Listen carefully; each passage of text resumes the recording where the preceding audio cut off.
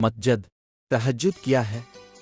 یہ وہ نماز ہے جو ہم پر فرض نہیں کی گئی، تو پھر اس کا اجر اتنا کیوں ہے؟ آپ نے کبھی یہ سوچا ہے؟ اس کا اجر اس لیے ہے کیونکہ اس کا پیغام نہیں آتا، اس کے لیے خود الفاٹے جاتا ہے۔ آپ کے دل میں موجود تڑپ آپ کو الفاٹے آتی ہے، ایسی تڑپ جو گہری نیند سے اٹھا لاتی ہے، جو ہمیں آدھی رات میں اپنے بستر پر سکون سے سونے نہیں دیتی۔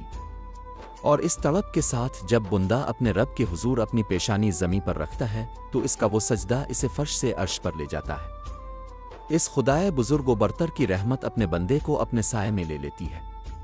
بندہ اپنے رب کے سب سے قریب ہوتا ہے۔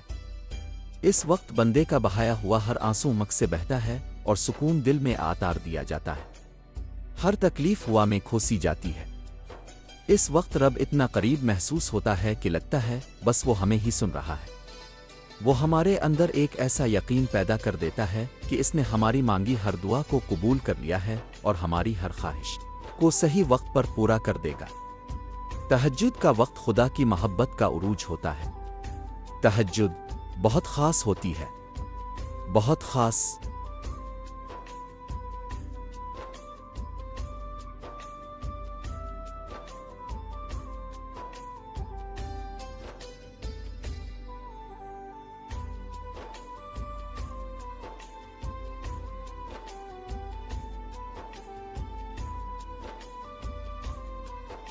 نماز تہجد پڑھنے کا مسنون طریقہ۔